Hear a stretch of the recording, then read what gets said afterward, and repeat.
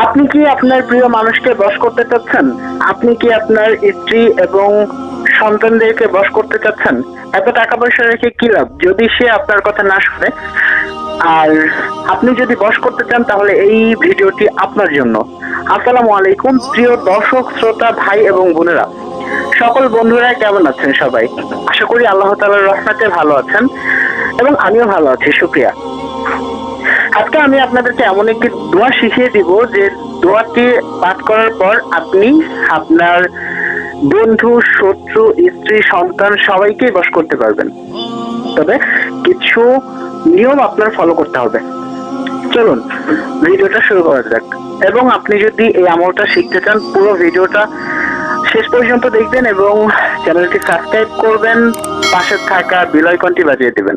সবার আগে প্রথম আপনি নতুন নতুন ভিডিও দেখতে আমাদের চ্যানেলের সাথেই থাকুন। আর এই দোয়াটি আমি আপনাদেরকে শিখিয়ে দিচ্ছি।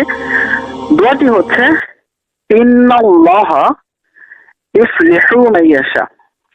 ইন্নাল্লাহ ইফলিহু মান ইয়াশা। ঠিক আছে? তবে এই দোয়াটি পাঠ করার আগে কিছু শর্ত রয়েছে, সেই শর্তগুলো আমি আপনাদেরকে বলে দিচ্ছি।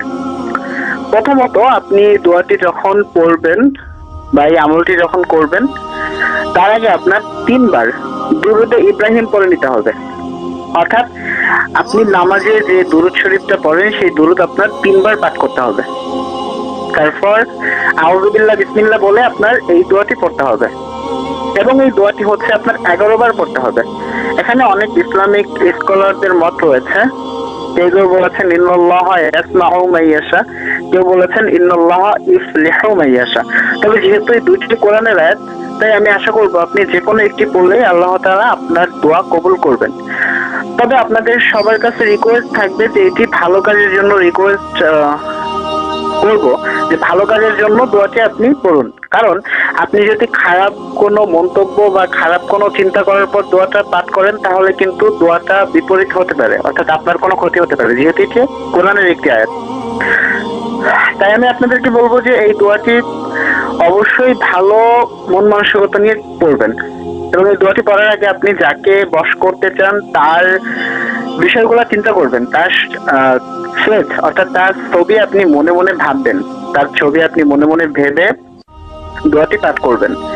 এবং এই দোয়াটি পাঠ করার পর যদি সে আপনার সামনে থাকে তাহলে আপনি তার চেহারায় একটি ফু দিয়ে দিবেন এবং যদি সে আপনার থেকে দূরে থাকে তাহলে এই দোয়াটি আপনি মনে মনে পড়ার আগে তাকে চিন্তা করে পড়বেন এবং পড়ার পর আপনি যেটা করবেন সেটা হচ্ছে একটি ফু দিয়ে দিবেন যে কোনো একটা দিকে এবং আল্লাহ তাআলার কাছে চাইবেন। আশা করছি আল্লাহ তাআলা আপনার দোয়াখানি কবুল করে নেবেন। অবশ্যই অবশ্যই আমলটি করার আগে যে সমস্ত নিয়মগুলো বলা হয়েছে সেই সমস্ত নিয়মগুলো ফলো করবেন, না হলে আপনার কোনো ক্ষতি হতে পারে। তার জন্য কিন্তু আমরা কখনোই দায়ী না, যেহেতু এটি একটি কোরআনের আয়াত। আর এরকম নতুন নতুন বিভিন্ন দোয়া এবং বিভিন্ন ইসলামিক ভিডিও পেতে আমাদের সাথেই থাকুন। সবসময় সবার আগে নতুন নতুন ভিডিও পেতে চ্যানেলটি সাবস্ক্রাইব করে বেল আইকনটি বাজিয়ে দিন। এই প্রত্যাশায় আমি নিচ্ছি বিদায়। কথা হয়ে যাবে অন্য কোনো ইসলামিক ভিডিওতে অন্য কোনো গুরুত্বপূর্ণ বিষয় নিয়ে। আর অবশ্যই এটি একটি গুরুত্বপূর্ণ বিষয়। আপনি যে কাউকেই বশ করতে পারবেন এই দোয়া। আমি দোয়াটি আবার বলে দিচ্ছি। এই দোয়াটি পড়ে আপনি তার দিকে ফু দিবেন এবং দোয়াটি মনে রাখতে হবে 11 বার পড়তে হবে। দোয়াটি হচ্ছে ইন্নাল্লাহ ইফলিহু মান ইয়াশা। ইন্নাল্লাহ ইফলিহু মান ইয়াশা। ওকে, সবাই ভালো থাকুন, সুস্থ থাকুন। কথা হয়ে যাবে অন্য কোনো ভিডিওতে অন্য কোনো সময় অন্য কোনো নতুন একটি টপিক নিয়ে। সে পর্যন্ত বিদায় চেয়ে নিচ্ছি। আল্লাহ হাফেজ।